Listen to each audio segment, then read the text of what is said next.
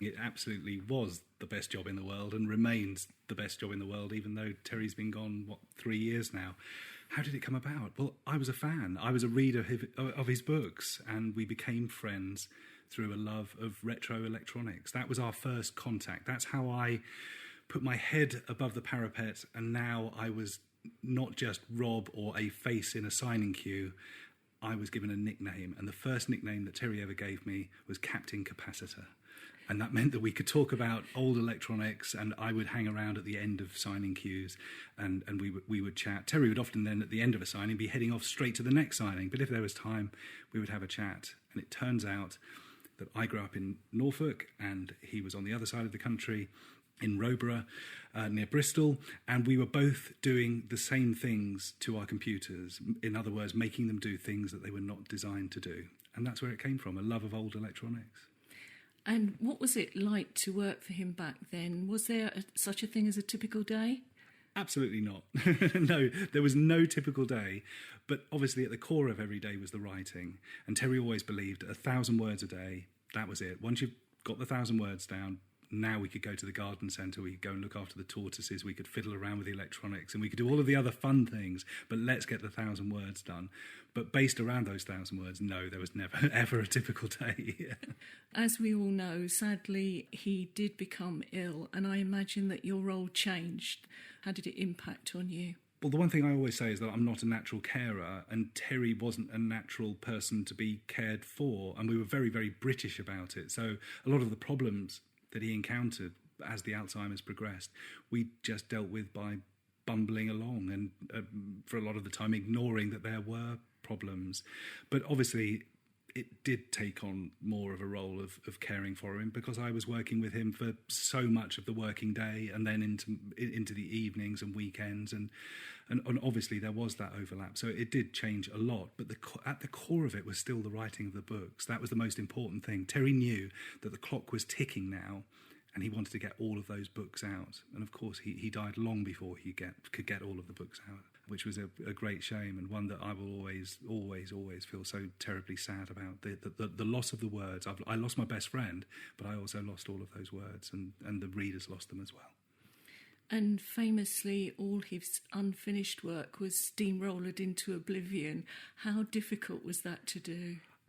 Incredibly difficult. I was actually on a very, very intense phone call the morning that took place. So it almost didn't happen because the steam engine was up to steam. I couldn't get off the phone call because it was regarding Good Omens, our big Amazon TV production.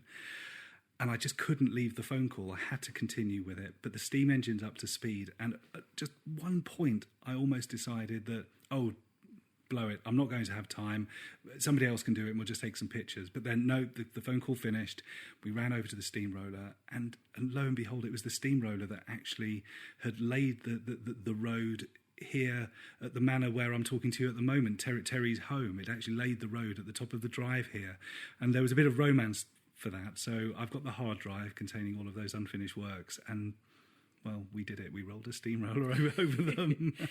A huge loss to his fans. I guess there's a part of us that always wish that they could have been finished. Yes.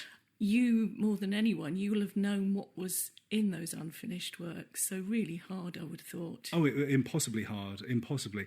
Because there was at least 10 novels there. And when I say novels, do not think of these as finished pieces of work. Some of them were just fragments of ideas. Some of them were just scraps. But other ones, let me say Twilight Canyons, for example, there was probably a good 20,000 words of that. And they were a good 20,000 words as well. And that was about an old people's home where the old trolls and the goblins and the old dwarves would go at the end of their days. And the twist would be that they all had a fragment. They all had a piece of, let's say, the treasure map that put the story together. So they were enemies throughout their working lives, but now they're retired and they're in Twilight Canyons in their dotage. They then have to get on because they've all got a piece of the story. And I don't know where that one ends. And that's a real shame, because Yes. I know how it starts, and I know Terry's got a fair wind behind him, because the thing is, any conversation I had with Terry about where that story was going, it doesn't mean that that's where the story would have ended up. And there's so many examples where we would start writing in the middle of a novel and the story would end up somewhere completely different. And that was why Terry was such a fascinating character.